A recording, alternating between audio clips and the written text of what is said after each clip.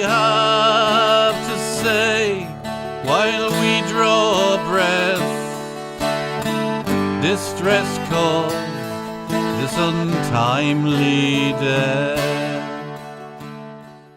I don't want to talk too much about the next part of my life, as I was on the run, was a deserter for a while, and there were those that helped me. And after that defeat in Holland, many other men deserted, and most of us were hunted down and brought back for regimental punishment. And that is what happened to me. So, June 1801 saw me in Egypt, serving in Captain Aylmer's company. We saw action at Alexandria and Aboukir Bay, but the French didn't resist for long. The biggest enemy was disease, and when they shipped us out to Malta, we were held in quarantine for weeks till we were pronounced fit. By then I was in Captain Engington's company. Peace was made with the French in the Treaty of Amiens, and the 2nd Battalion was disbanded. I could have stayed on with the 1st Battalion, but I'd had enough by then. And in September 1802, I left the army for good, and I come back to Derbyshire, and I took up work as a mason again. It was a proper job. I'm a skilled man. I built a house for myself and my parents, and it'll stand for hundreds of years. Long after I'm gone, I never married, though I had my chances. The woman's breast was always too hard a pillow for me. My brother Edward was 12 years younger.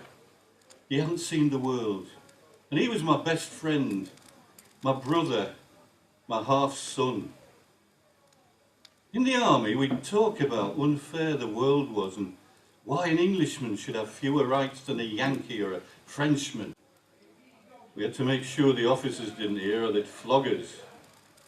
We often talked about what Tom Paine had written. Tom wrote for us in a language we could understand. When it shall be said in any country in the world, my poor are happy, neither ignorance nor distress is to be found among them. My jails are empty of prisoners, my streets of beggars. The aged are not in want, the taxes are not oppressive. The rational world is my friend, because I am a friend of its happiness. When these things can be said, then may that country boast its constitution and its government. And at a time when most people were poor and getting poorer, our Prince Regent and his cronies were spending thousands on their own pleasures. Aye, Tom spoke good sense. We hold the moral obligation of providing for old age, helpless infancy, and poverty is far superior to that of supplying the invented wants of courtly extravagance. Tom's books were banned and his publishers put in jail, and a soldier would be flogged for reading them. He fled to America, but his ideas spread through the ranks, and they stayed with us. Well, Pentridge village is just up the road from South Wingfield. There was a man lived there called Thomas Bacon. Old Tommy was quite a character. He'd educated himself and read hundreds of books. And he knew all about Tom Paine. In fact, he said he'd been to America to meet him, but I never thought that were true. And Tommy would talk to anyone who wouldn't listen about how we should rise up against the government, like they had in America and France. Called himself a radical, somebody who wanted to change the way things were, so that all men could vote and have the right to be educated and had a duty to help the old and poor, instead of watching them die in hardship. And I agreed with him. Tommy was a great traveller. He knew people all over England, that thought as he did. He went to meetings everywhere. He was quite a lad for a man of 60. He arranged for newspapers to be sent from London to be shared across the men of the district. There was a newspaper called the Political Register, which published radical news. It was written by a man called William Cobbett, a great reformer. But twopence was, sorry, it was too much for one poor man, but if 20 of us would share, we could do it. And then there was a cut-down version called the twopenny trash.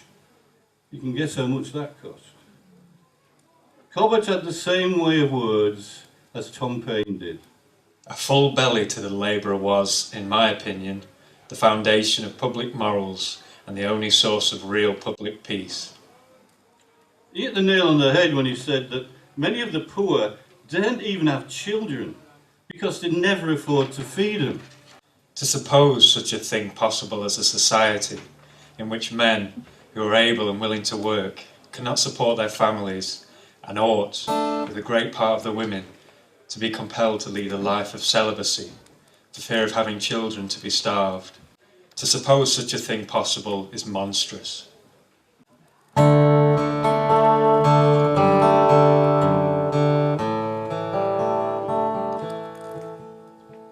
God save great Thomas Paine, his rights of man explain to every soul.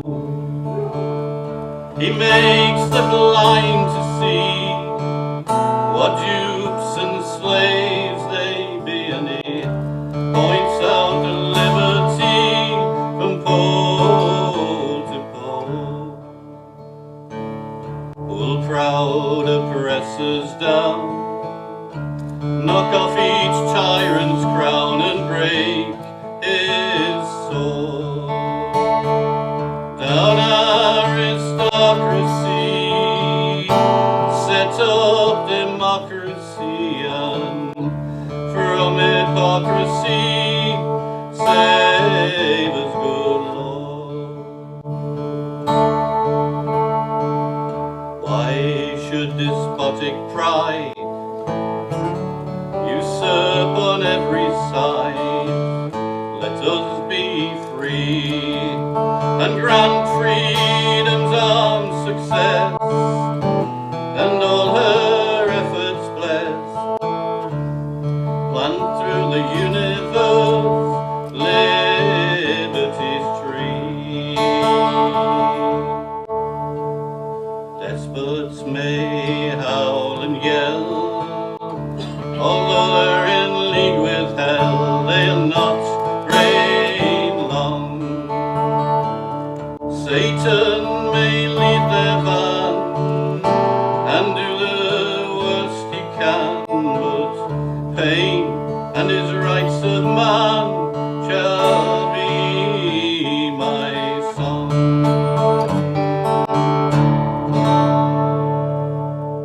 Some years back, the land had been enclosed and most families had grown a few vegetables or kept a cow or a pig on the commons. Well, we couldn't do that anymore. We used to catch fish and rabbits and shoot wild fowl, but that was forbidden now, and you could be transported for poaching. The Duke of Devonshire owned most of the land, and his keepers and bailiffs were fierce. We had a local landlord who lived at the Hall called Colonel Wingfield Halton. He was a hard one too. Well, during the war with the French, food was scarce enough, prices were high, and work was changing. Those who worked at the ironworks had got a steady job making what the army needed, but nobody else did. There were miners and masons and farmers, but many men worked as framework knitters. They rented the frames from wealthy merchants, and the men worked them in their own houses. They called them shiners because the breeches got shiny with sliding along the benches. The wives and children were helping the work, and we all got a good living.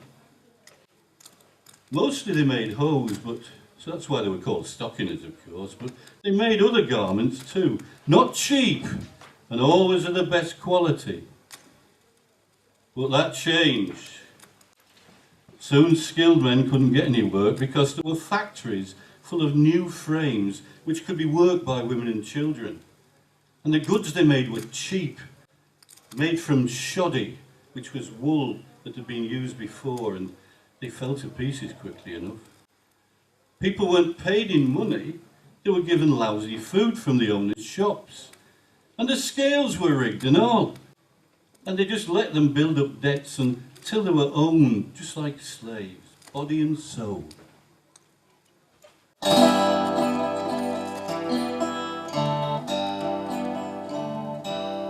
Ye kind-hearted souls, give an ear to my song.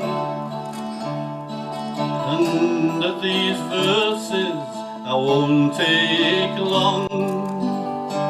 The framework knit as a Sutton, how ill they are used, and by the bagmasters sorely abused. Derry down, down, down, Derry down. They've baited our wages so low for our work that to gain our maintenance we slave like a Turk. And when we ask for our money comes paper and string, dear beef and bad mutton and other such things. Derry down, down, down, Derry down.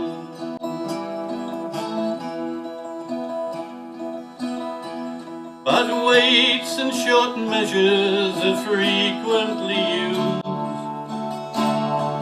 Excessive extortion sorely abused.